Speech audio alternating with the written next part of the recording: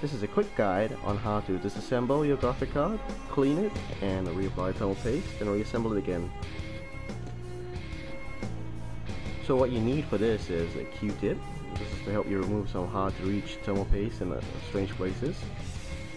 Of course, a little bit of tissue, medical alcohol, which you can buy at any pharmacy,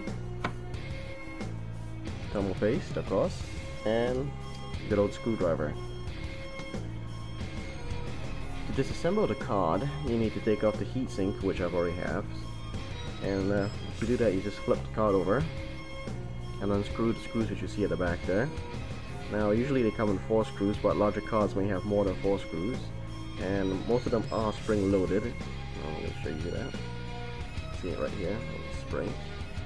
And they might just fly out, so you have to be careful when you take them off. And of course they might have a few washers to add more tension to the screw, so there's a better contact between the heatsink and the GPU. Once you take off the heatsink, make sure you unplug the fan header, which powers the fan, that is. You can then try, if it has a shroud on, you disassemble the shroud, which is quite easy. And you clean out the fan, which I have not done quite a good job, but you know. Once you clean out the fan, install on the GPU itself, as you can see its foam paste is quite dry, so that's practically not offering any thermal transfer. Get your friend here, good old about 97-98% alcohol. Dip some on the thing, give it a good rub.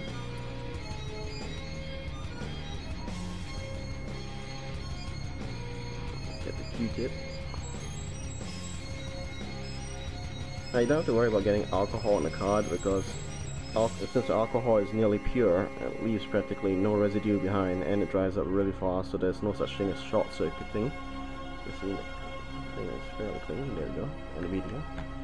Grab this guy, do the same thing for him.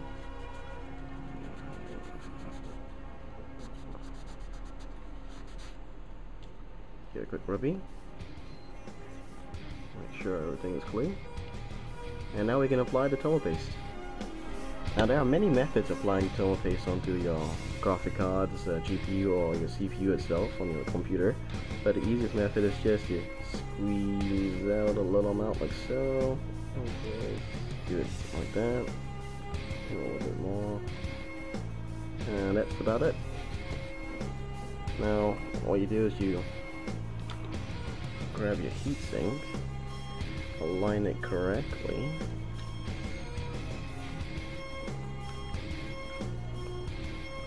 over thing, and just rub it a bit,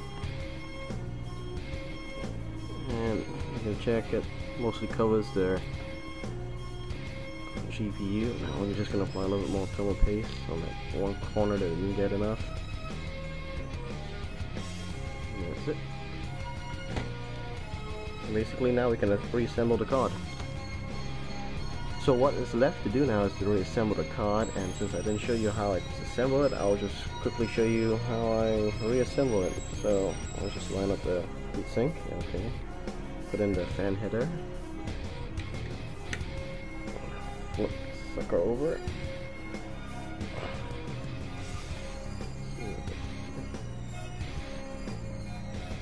line up the whole.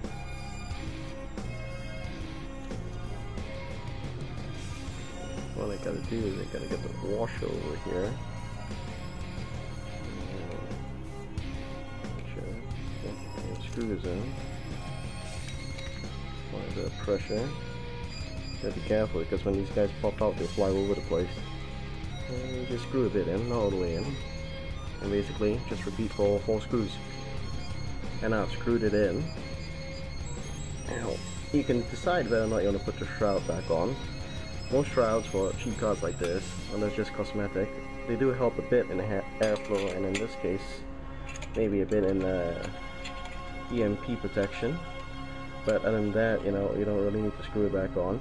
On the more expensive cards, the shrouds are very important because they help direct air from one side of the card out to the back.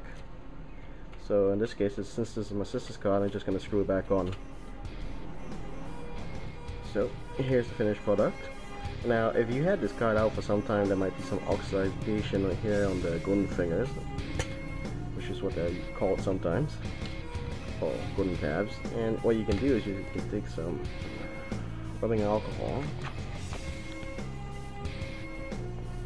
You can use a Q-tip, or you can use a tissue paper, but I prefer a Q-tip because it doesn't disintegrate when you rub against these things. They do provide a lot of friction. And just rub it. So you have a better contact. Well, you don't have any contact issues when you put in the new card.